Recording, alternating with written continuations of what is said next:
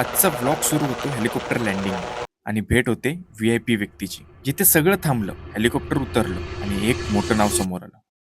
तर कोण होती ती व्यक्ती पाहण्यासाठी व्लॉग पूर्ण बघा. तर नमस्कार मंडळी, मी हिमांशू सुर्वे तुमचं स्वागत करतो आजच्या व्लॉगमध्ये. सकाळी उठलो आणि डायरेक्ट बाल्कनीमध्ये येऊन बसलो. तर इथे आमचा टॉम माशा झाडाच्या कुंडीमध्ये बसायचा प्रयत्न करत होता. काय बोलायला तुम्हीच सांगा आता. मग फ्रेश होऊन बाबूला सोडायला जातच होतो तर रस्त्यावर गर्दी दिसली म्हणून थांबलो.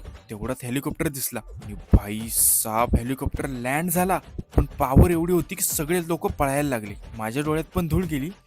पण मला बघायचं होतं की हेलिकॉप्टरमध्ये कोण आहे. थोड्या वेळात सगळं शांत झालं आणि हेलिकॉप्टरमधून कोण उतरलं माहित आहे? माननीय उदयजी सामंत साहेब. ते कारमध्ये बसून त्यांचा ताफा तिथून निघाला. मग मी घरी येऊन अंघोळ करून हॉलमध्ये आलो. तर जेरी आमची झोपली होती. मग तिला उठून माझ्या मनाची शांती केली. तेवढ्यात मम्मी बोलली मला घेऊन चल मार्केटला. तिला घेऊन गेलो. तिला शूज घ्यायचे होते कारण ती चालले फिरायला. मग तिला घरी सोडून मी आणि बाबू पोहोचलो परत एकदा हेलिपॅडला. तेवढ्यात उदयजी सामंत साहेब यांच्या गाड्यांचा ताफा पोहोचला हेलिपॅडला. मग उदयजी सामंत साहेब यांची सदिच्छा भेट घेऊन तिथून मी निघालो आणि बघता बघता हेलिकॉप्टर पुन्हा टेक ऑफ झाला.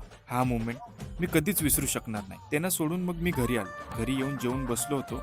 तेवढ्यात मम्मी जेरीला घेऊन आली. पण जेरी आमची एवढी मस्तीखोर की उडी मारून पळून गेली. मग मी राकेश सोबत निघालो केक शॉप, कारण आज होती राकेशच्या दादा वहिनींची अॅनिव्हर्सरी. केक घेऊन आम्ही जेवणाची वाट बघत बसलो आणि फायनली जेवून मी घरी आलो. तर असा होता आजचा माझा एकदम बिझी आणि स्पेशल दिवस.